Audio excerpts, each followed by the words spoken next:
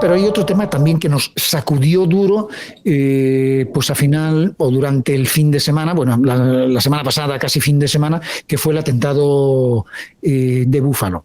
Ya no solamente por el tema de lo que implica como crimen, no solamente también por el hecho de que el joven lo transmitió en vivo por una plataforma digital, lo cual fue, que además lo anunció y dejó un manifiesto, que ahí es donde vamos a ir, sobre la teoría del gran reemplazo, ¿no?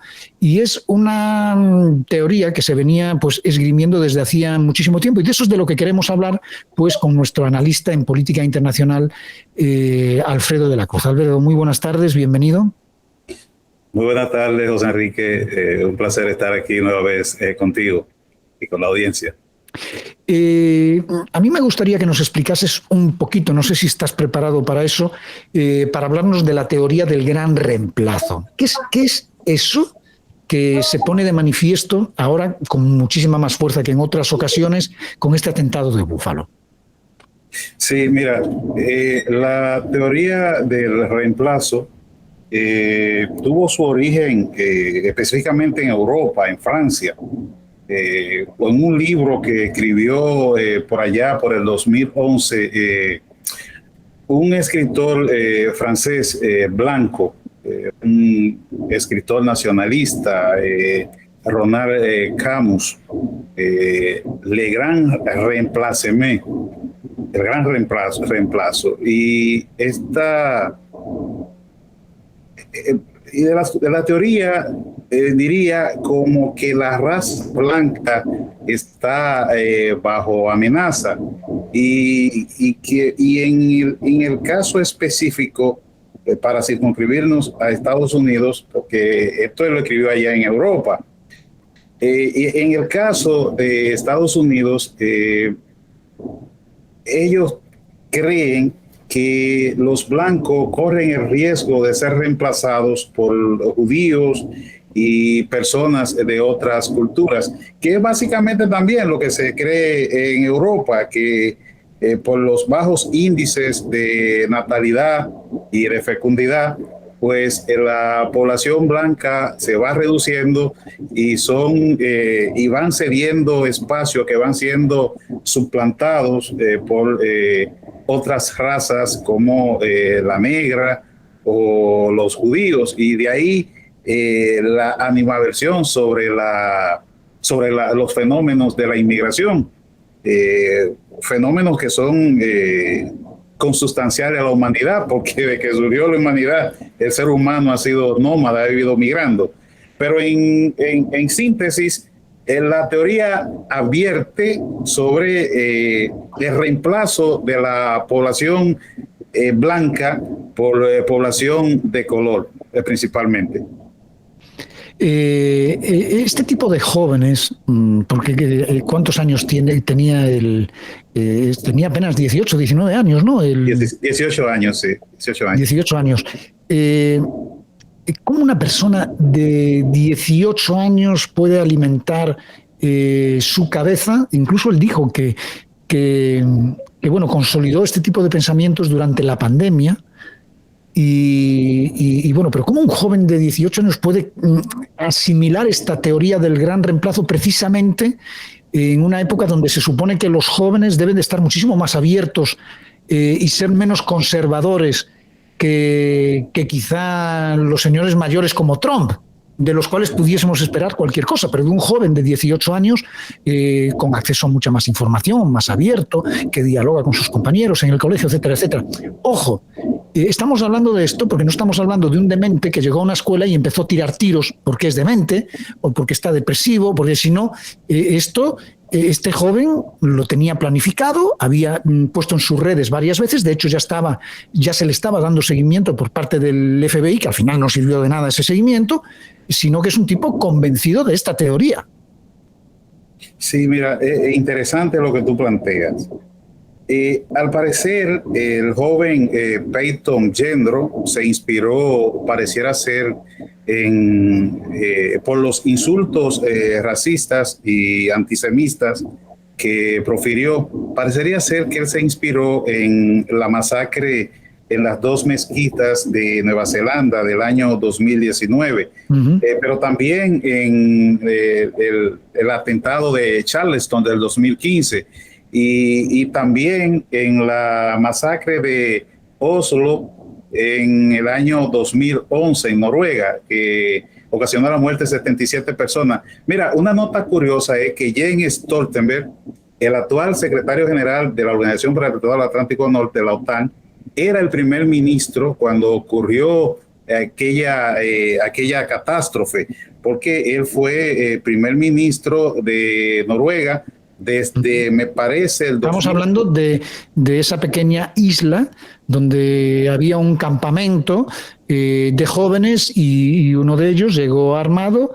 y se dedicó a hacer una cacería hasta que pudieron llegar las autoridades, que se tardó un tiempo importante. Bueno, hay una película que creo que ustedes la pueden buscar en alguna de las plataformas, una película terrible que narra pues esa experiencia de estos jóvenes escapando durante mucho tiempo hasta que llegaron las autoridades. Sí, sí, que un detalle importante que pueden ver en esa película que aparece en las plataformas es que retrata cómo Jens Stoltenberg no ocultó el hecho, sino que él reconoció en ese momento la terrible vulnerabilidad que tenían e inició una investigación y cómo se podría paliar esta situación.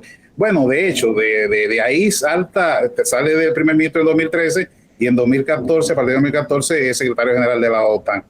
Pues mira, quise traer esto porque la pregunta que tú haces es muy interesante.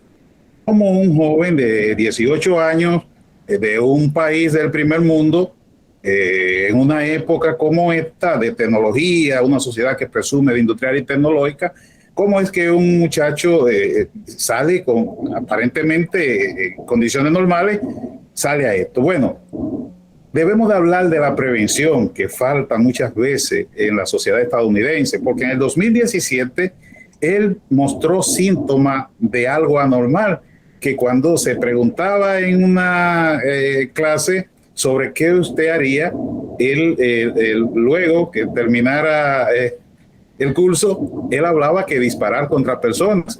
Y a pesar de que estuvo en un centro durante día y medio evaluándolo, él salió y nada siguió. Entonces eso te dice que el sistema de alerta temprano, el sistema de prevención no funciona, porque en su mayoría estos perpetradores de asesinatos en Estados Unidos en algún momento han estado en el radar de los organismos de seguridad y aún así han cometido los atentados. Entonces usted está hablando que hay un fallo estructural, hay un fallo sistémico que hay que ser corregido, y mucho tiene que ver con el vacío existencial en aquella sociedad. Estos muchachos con un cerebro vacío, fácil de colonizar, porque ahora mismo no es como en épocas anteriores donde existían estas poderosas herramientas tecnológicas, que la radicalización se daba en esos grupos supremacistas blancos que se reunían. No, ahora hay páginas web y hay individuos que precisamente están descubriendo este tipo de personas y a través de un proceso lo llevan a la radicalización. Él mismo narra cómo él empezó leyendo informaciones y fue hasta que se encontró con el tirador de Nueva Zelanda, y ahí descubrió esa terrible vocación. Entonces te dice que las autoridades también han fallado en que las tecnológicas precisamente sean supervisadas y fiscalizadas. Y muchas veces, casi siempre, la reglamentación sobre estas tecnológicas no son aprobadas, y contra las armas de fuego no son apoyadas en el Congreso estadounidense, que tiende a dejarlo a los estados y a los organismos locales, que ellos creen sus propias reglamentaciones, y entonces hay un vacío en la regulación. Pero también esto es una falla sistémica que de alguna manera esa sociedad debería presionar para que estos vacíos legales y, si se quiere, hasta filosóficos, sean de alguna manera subsanados. Bueno, es una pena que sea así. No sé de qué manera se puede lograr que estas cosas no se repitan. Son cosas además tan esporádicas. A mí lo que me duele es cuando estas cosas se vienen manifestando, sobre todo en redes sociales, le empiezan a dar seguimiento, como le dio seguimiento el FBI, y se abandonan y luego pasan, ¿no? Porque yo creo que esto era un caso, evidentemente, de haberle dado más seguimiento, pues que a lo mejor se podía haber evitado. Okay.